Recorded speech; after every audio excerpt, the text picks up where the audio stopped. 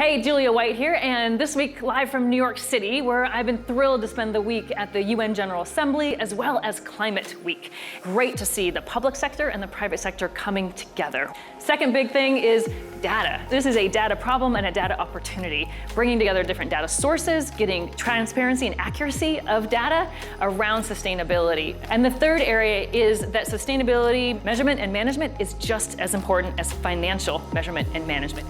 So to me, sustainability is really a team sport. It's about creating partnerships across the private and public sector, across industries and value chains. And what I've been seeing here at the UN General Assembly Week is really something that gave me optimism. I think most companies by now have set ambitious SDG targets, and it's not anymore about why should we do it or what should we do, so really how to do it, how to execute. How can we record more reliable data? How can we report against evolving standards? Second key takeaway for me was, the relevance of SAP in solving this global challenge, to really be able to create such an impact on the back of our systems, our software and technology. And how can we then act by making sustainability a core part of our business? So that gave me a lot of optimism.